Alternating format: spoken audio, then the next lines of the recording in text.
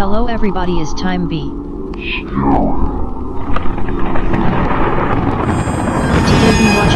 we watching is someone taking over my body. Luke's the mistress mind, creepy deep web horror minted.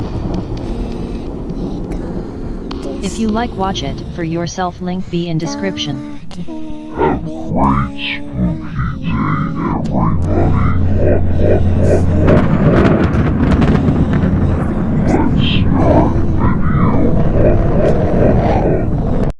Hey, I'm Sapphire. Want to hear something scary?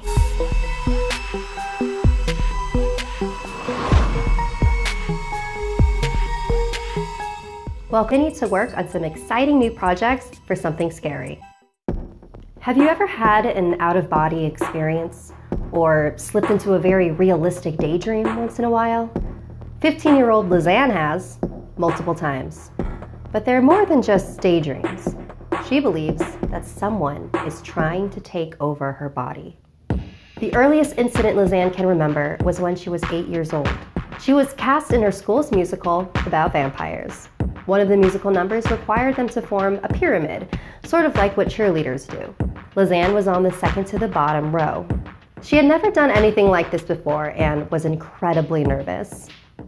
And then, Lausanne couldn't move. She was paralyzed. Her entire body was frozen in place.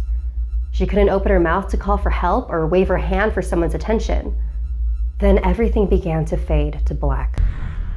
Lausanne was alone, until a young boy appeared in front of her. He had short blonde hair and clean, semi-formal clothes. He held his hand out, motioning for Lausanne to come to him. She had never seen this boy, but felt compelled to go to him.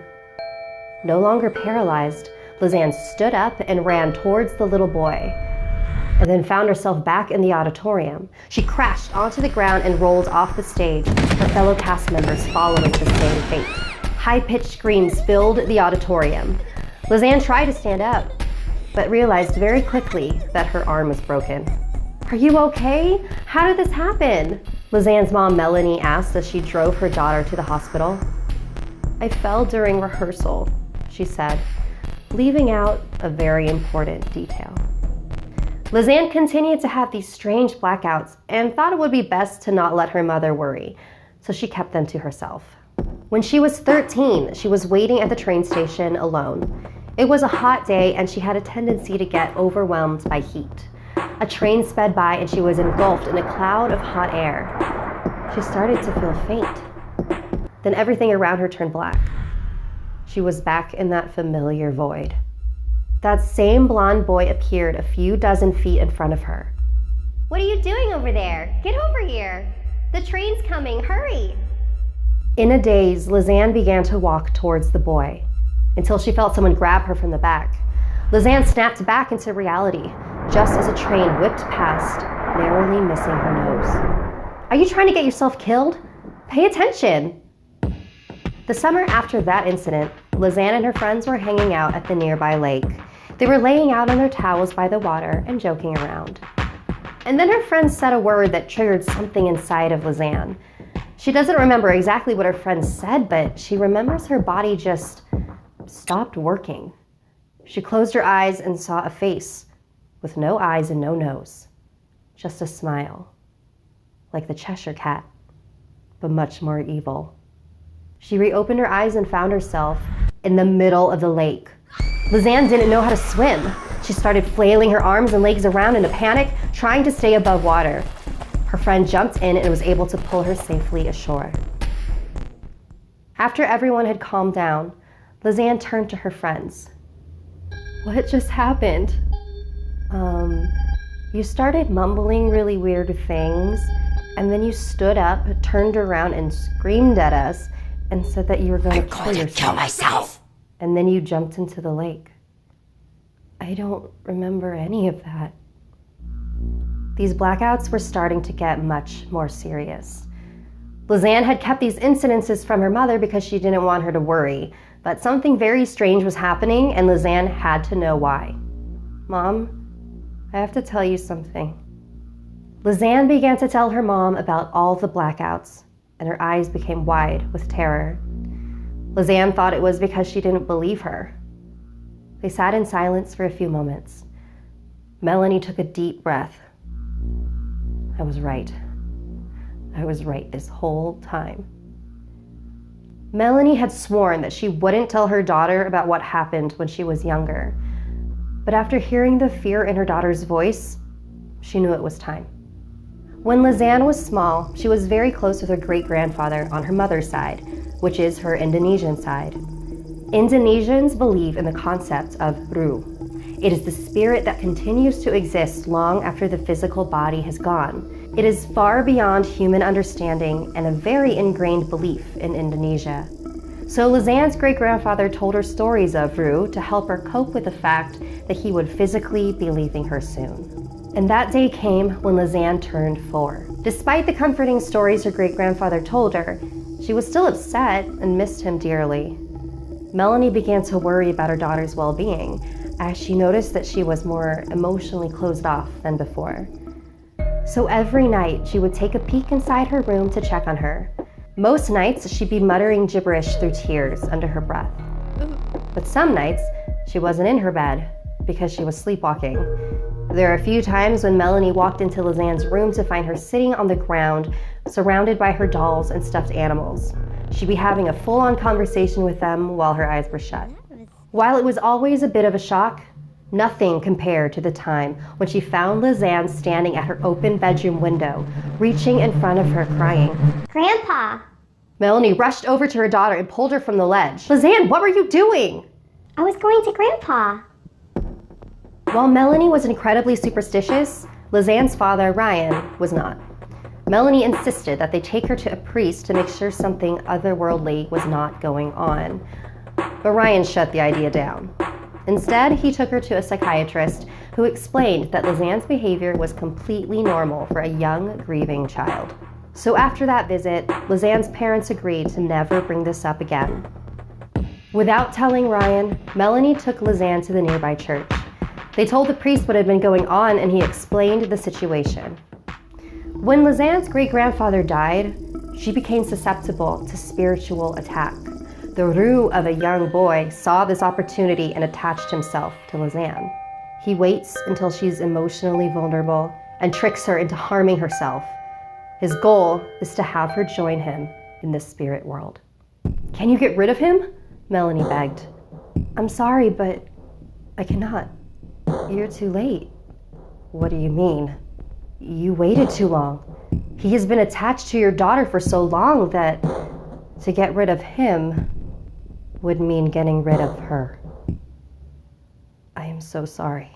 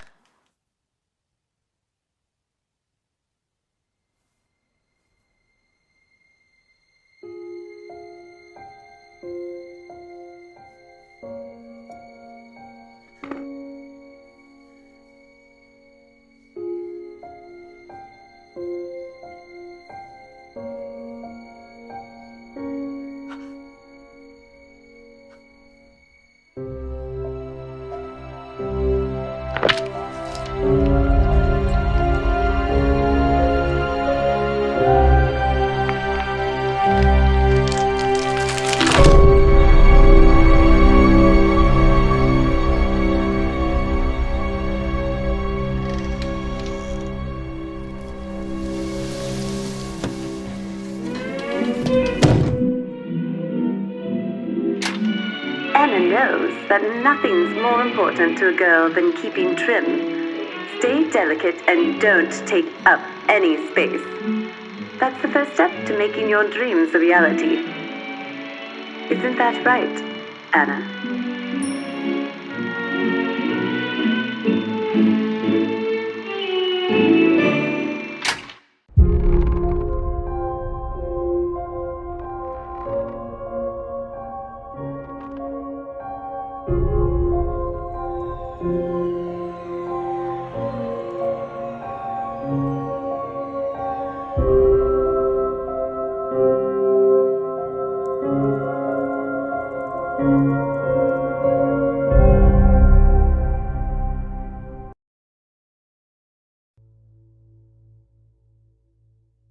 A few years ago, while I was in high school, the deep web was becoming very popular.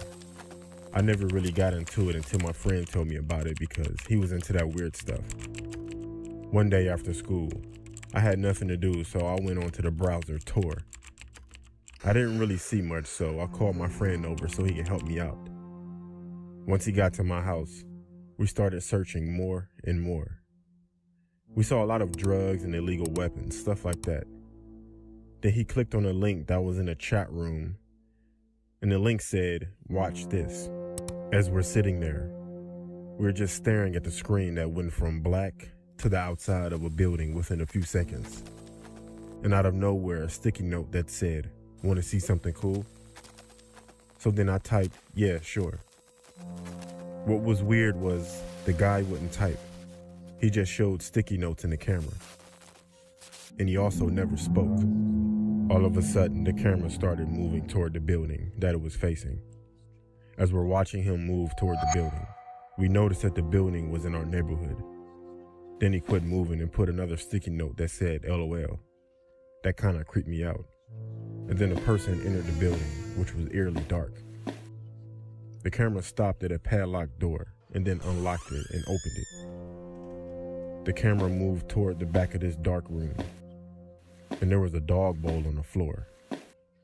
Now at this point, the camera was only facing the dog bowl. A few moments later, whoever the person was that was holding the camera put something in the bowl that looked like just slop. Honestly, it looked like feces. Then you hear another door open and a girl crying in the background, along with a chain dragging. This girl shows up in the camera crying, with a chain around her neck. And the guy shoved her face in the bowl and puts a sticky note in front of the camera that said, "Cool, right?" Then the screen goes black. We sat there for about 10 minutes in disbelief, but the stream was still live. Then out of nowhere, the camera was back on, and it was in the corner of my street. Then another sticky note that said, 545 East 99th Street off of St. Clair. That was my address. Then another sticky note that said, "Open the door." We sat there confused, then out of nowhere, a knock at the door. I grabbed my phone, jumped up, and we both ran to the back door. Then we heard a knock at that door right before I grabbed the handle. At that point, we had someone at the back door and someone at the front door knocking. We were stuck. Critical thinking wasn't my strength at that point. We ran upstairs, called the cops, and locked ourselves in my room. The cops showed up, but no one was outside. Only items that the cops found were 100 sticky notes, all with my address written on them. I told the cops about the building with the girl, and they found it. The girl was 14 and had been missing for 5 weeks. We moved out of that house within a week. But I would never visit the deep. Like and comment and share and subscribe, like see more.